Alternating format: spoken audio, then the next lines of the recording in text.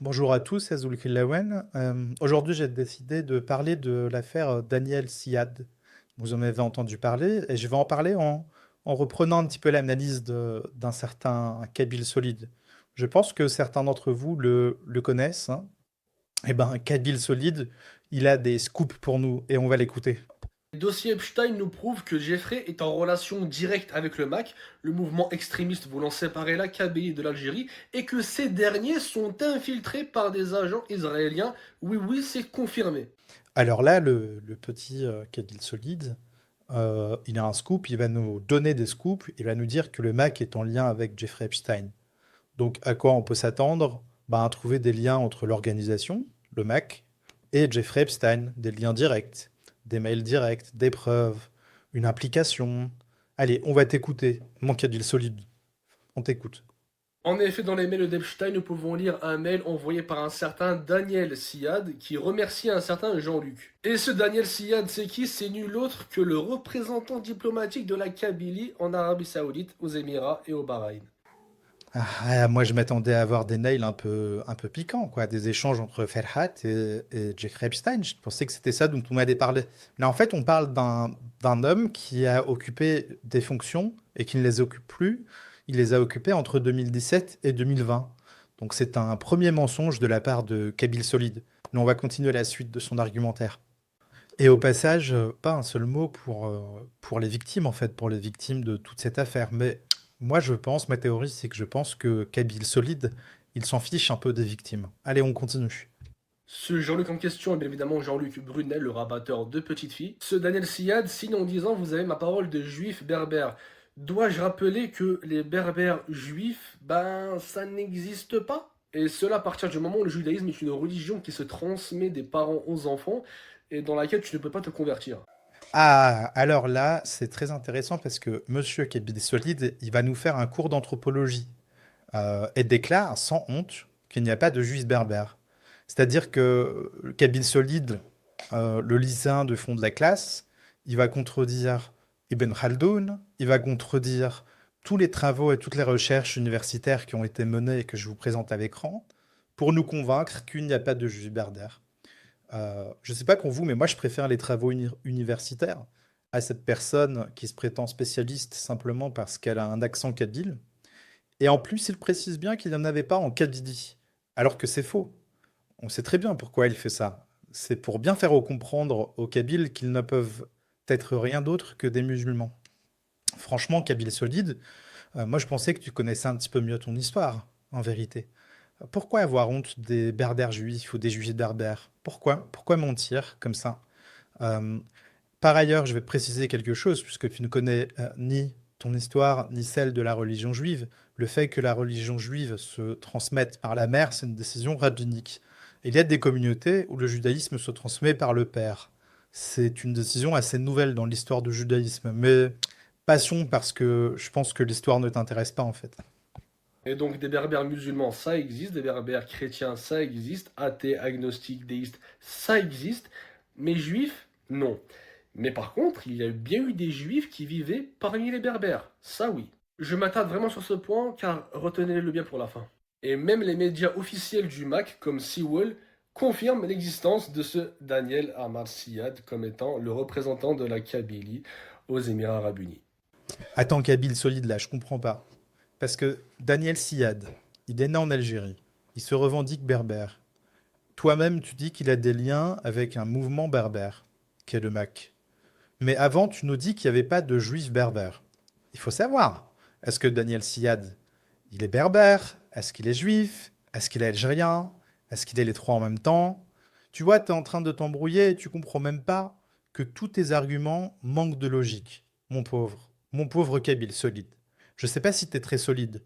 Et je rappelle que ce torchon est bien sûr signé par Farhat Mehani. Et ce Daniel Siad était tout simplement un racoleur de petites filles.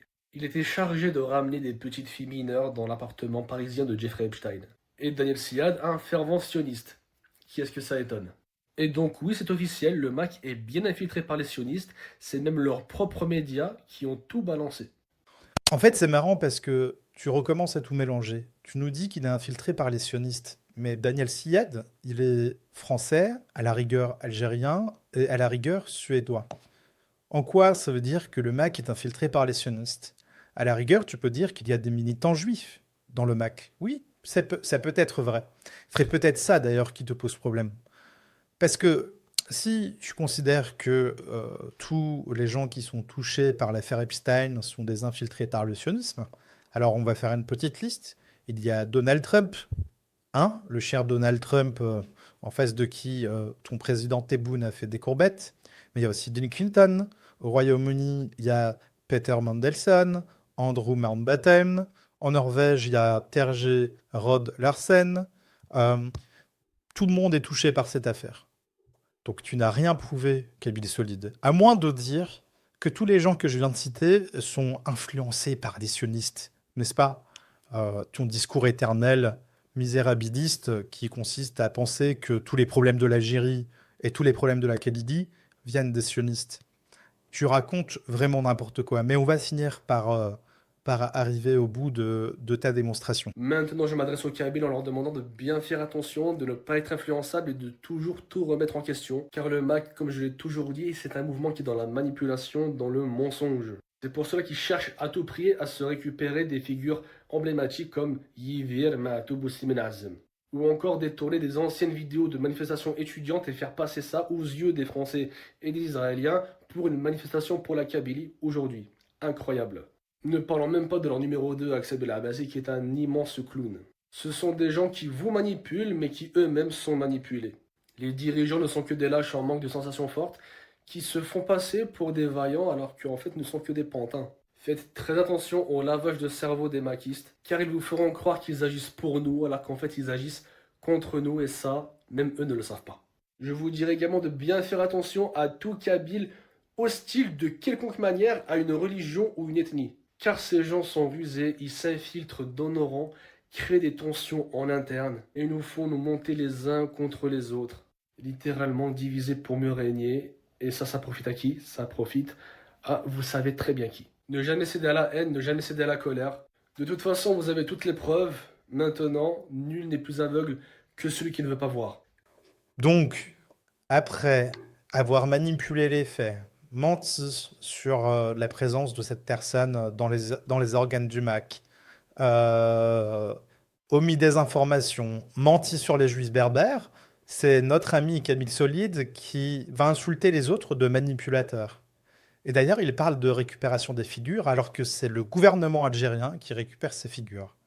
Ça, c'est ce qu'on appelle une inversion accusatoire. Il reproche aux autres ce qu'il est exactement en train de faire.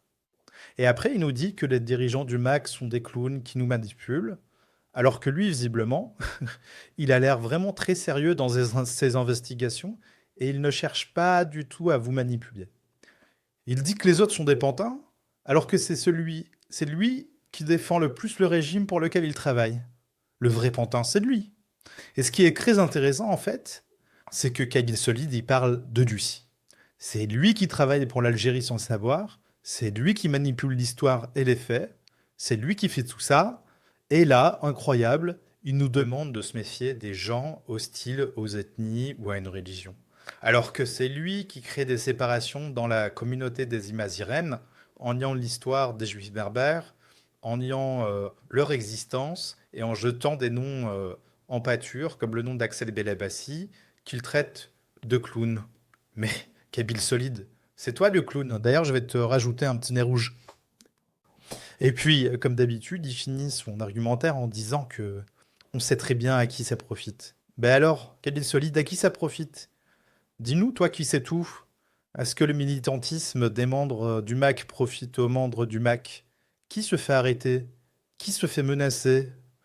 Qui peut terminer en prison pour un clic, pour un like?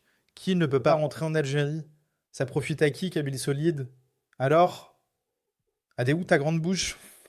Et d'ailleurs, cela expliquerait bien le revirement de médaille de Farhat Mehni, qui est passé d'un algérianisme, même arabiste, car oui, Farhat revendiquait même son arabité, à un extrémiste séparatiste.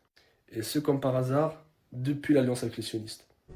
أنايا الجزائري من أصل أمازيغي. Je suis né de de la terre d'Algérie, j'aime l'Algérie. Baba ou Yimma, ce sont des musulmans. Je suis musulman moi-même. J'assume mon algérianité à partir de mon azérité, de mon islamité et de mon arabité. Pour finir, du coup, il nous montre une vidéo de Ferhat qui dit assumer son arabité, son amazérité et son islamité. Mais Kabyle Solide, je sais que tu connais pas très bien l'histoire de ton pays, je sais que tu connais pas très bien l'histoire des luttes kabyles, mais à l'époque, quand on était en Algérie, il fallait montrer patte blanche pour le pouvoir et déclarer fidélité à l'arabité et à l'islamité pour pouvoir parler, ne serait-ce que parler d'amazérité. C'est ton manque de culture qui t'empêche de voir cette réalité. Franchement, pour finir, Kabyle Solide, avec ton petit nez rouge, je te félicite parce que tu es devenu un parfait Algérien. Moitié vrai, moitié faux, pseudo-intellectuel, et comme tu sais aligner deux mots en français, tu te penses plus malin que les autres. Maintenant, je t'invite à faire un peu plus attention à ce que tu vas dire et à mesurer tes propos quand tu jettes en pâture d'autres Kabyles. Et les Kabyles qui suivent Kabyle Solide, est-ce que vous acceptez encore que ce genre de personne parle en votre nom sous prétexte qu'il a un accent kabyle alors qu'il ne connaît rien à votre histoire? Est-ce que vous comprenez maintenant à qui vous avez affaire? Allez, bonne soirée.